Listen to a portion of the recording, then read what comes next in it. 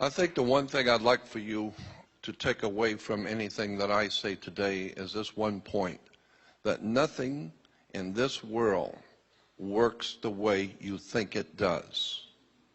Nothing. The police aren't who you think they are. The sheriff is not who you think he is. Banks do not do what you think they do. Governments don't operate anywhere near the way you think they do. And that's why today, when you look at what's going on in the world today, none of it makes any sense. It's all crazy. It makes no sense at all. Seems very destructive. But actually, in point of fact, you don't know how the system works. It's working perfectly fine. The rich get richer and the poor get poorer. And the people, the masses, are entertained with television and alcohol and drugs, and the wealthy continue to get wealthy. And so it's working perfectly fine once you understand how the world really works. And nothing works the way you think it does. My whole life I have been interested in theology and religion. And that's my real love. And I've spent all my awakened hours of research throughout the country and throughout the world studying theology and religion. But not to learn from it, but to learn about it. And it's a fascinating story once you see how our religions came into being. And you begin to see things that you've never seen before, and begin to have questions that never occurred to you before. And so that's been my major love. But I also, in the early 80s, very early 80s, came into contact with some people who were experts on government banking. And I was in their company for many years. And I learned how governments work, and it was absolutely astounding to me to see the real truth. It's taken me 48 years to get here tonight, but I'm going to give you a secret that I've learned. I'm going to give this to you for free. This is a secret, and it's a very powerful secret. People will always, financially and in every other way, people will always support what they want to hear. They will not support what they don't want to hear. If you like country music, you're not going to pay $30 for a rap concert. If you like a particular movie star, you're not going to go see somebody else. People will always, if you like a particular kind of food, you're not going to the opposite restaurant. So people will always support what they want to hear. And the one thing around the world that the ancient peoples and anyone who has traveled and dealt with the public, you will find the one thing that people, generally speaking, do not want to hear is the truth. Nobody is happy when they have to be faced with the truth. And so there are some brave people, like maybe you here today, who are at least open to hear something that may conflict with what you believe or what you know, but at least you're truth seekers.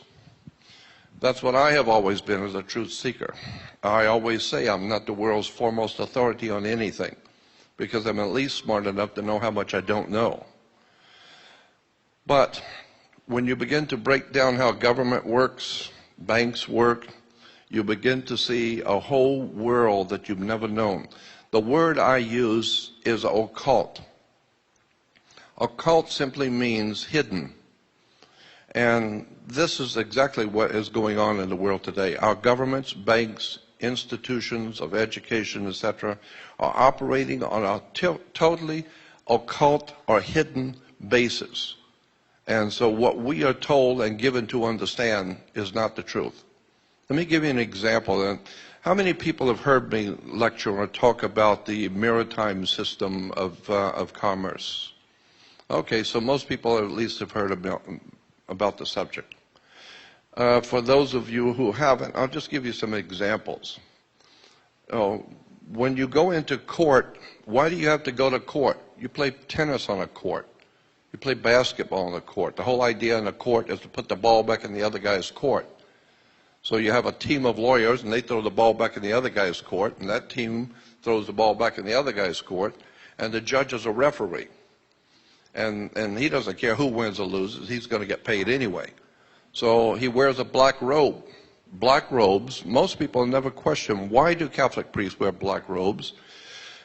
Kids that graduate from high school wear black robes. Judges wear black robes. Rabbis wear black robes because black robes represent the planet Saturn. They are a symbol for the planet Saturn. Saturn was called by the ancient people Lord of the Rings. And Saturn is Lord of the Rings. This is why women were told in the ancient world to listen to their God. And the concept was they would wear an ear ring. Men were to get married before their gods. They would wear a wedding ring. Because the old ancient god of the Middle East, one of the ancient gods of the Middle East, was the planet Saturn. Saturn was directly connected to Yahweh, the Hebrew God. And so this is why even today the Jews celebrate the worship of Saturn. Saturn in the old Phoenician language was called Shabbath. Look up in the Phoenician language. You will find that the planet Saturn was called Shabbath. And his worship to honor him once a week was called Sabbath. So when the Jews are having Sabbath, they're actually paying homage to their god Saturn, Lord of the Rings. And so when you start breaking down where religions have come from, theologies have come from, the six-pointed star, for instance, is called the Star of David. Actually, it's not the Star of David. All the encyclopedias and reference works will tell you that it's called the Star of Saturn. It is a hexagram. Hexagrams represented the planet Saturn. So, and then when you look at the Christian system of things, the church is a disgrace, in my opinion, period. The Christian church is a disgrace. Everything that comes out of the Christian church in America is a disgrace. It's filled with lies, deception, innuendos. It is a money-making corporation. It operates under maritime admiralty law. And there is a whole world of knowledge that Christians have not been given about the scriptures, about who wrote the Bible, where it came from. I have found that even Judaism is not a BC religion. It did not exist in the BC. So when we talk about ancient Jerusalem, there was no ancient Israel. Jerusalem, yes, but no ancient Israel. So when you think about and how preachers and religious leaders talk about ancient Israel this and ancient Israel that, in point of fact, Israel is not a BC religion. The whole concept of the Old Testament was developed right around the 9th, 10th, and 11th and 12th century AD. So that the Old Testament is not an ancient record of an ancient people. There was no ancient Israel. Two of the greatest scholars, archaeologists in Israel, have written a book called Unearthing the Bible. And these two men, these two archaeologists, are the best and the brightest of the archaeologists in Israel. And in their book, basically, that's what they said. There was no Moses, there was no King Solomon, there was no King David. The entire thing was written probably in the 8th, 9th, and 10th century AD in Europe. Developed and ultimately taken, all of that was taken by the Jesuits in the Catholic Church and rewoven into a story and given to us today as an ancient Israel. There was no ancient Israel. Never existed. There was no Moses. There was no King Solomon. Solomon was Sol, Om, On. Sol is Latin for the sun. Om is the Hindu word for the creative force. And On is the name of the sun in Egypt. The Greeks call it Heliopolis, but the Egyptians call the city of the sun On. Go look in a dictionary, look up the word On. It will tell you it's the city of the sun in Egypt. This is why you flip a light switch on, because it was a city of light. So you take Sol, Om, On, the three names of the sun in the ancient esoteric languages, it becomes Sol, Om, On, or Solomon. Even in the ancient Bibles, the old Bibles from the 12th, 13th, and 14th century, in the Bible, it didn't say King David. It kept talking about King Druid. And incidentally, the system of government and laws that we live under today in America and in the Western world is a Druidic system. America is a Druidic country. Canada is Druidic. Like I said, Western civilization is a Druidic establishment. The Druids were a very powerful priesthood in Europe, even before the Roman Empire existed. And they were the attorneys, the lawyers, the religious leaders, the politicians. It was called the Druidic system. And one of the most important symbols in the Druidic system was a magic wand, like Merlin the magician with his magic wand. And orchestra leaders and conductors use a magic wand. That's a Druid symbol. And the Druid symbol of the magic wand was made out of the wood of a holly tree. It's made out of Hollywood. And the entire establishment in Hollywood is a Druidic system.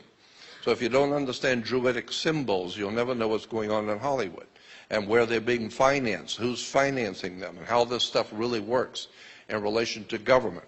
There's an enormous amount of material out on the web showing pictures from motion pictures from 5, 6, 7 years before 2000, before 9/11, in which 9/11 is in motion pictures.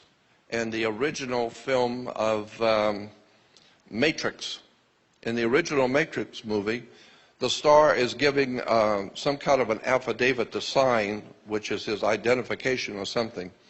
And the camera zooms in on it for just a moment when he's signing it. But if you stop the film, stop it and back it up and zoom in, you will see the document is about something that is going to happen. It says September 11, 2001. And this was way before September 11, before 9/11. Chris Carter, classic example when I'm talking about Hollywood. Chris Carter, the creator of X-Files.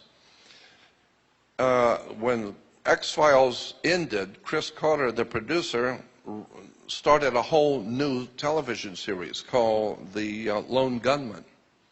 And the very first movie was a lead-off movie for the new television series.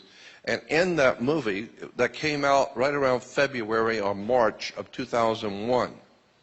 February or March of 2001, Chris Carter's new television show called Lone Gunman was started on Fox television. And in the very first episode, it's talking about how factions within the U.S. government were going to fly 757s into the World Trade Center and knock them down purposely. And in the movie, you're seeing the planes going into the World Trade Center. That was back in, 8 months before it even happened. Chris Carter is telling you something in the movie. And in the movie, they asked, well, why are these people in the government doing it? And one of the guys in government said, because we need to control the Middle East, we need to control the oil flow, we need to have a dominant place in the Middle East so that we can promote wars, which is good for business. And but that's in a movie, and it shows the planes going into the World Trade Center. General Electric, about 3 or 4 years before 9/11, General Electric came out with a refrigerator in Italy.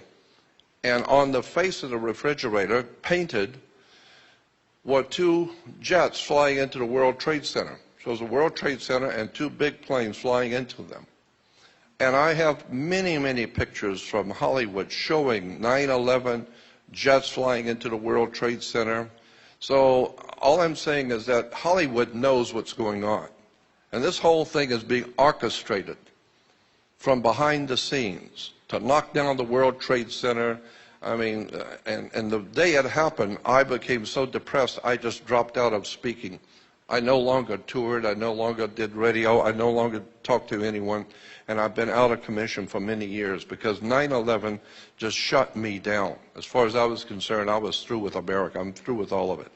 Because in any country that can buy 3 high-rises falling down into dust and not ask any questions about that, I just gave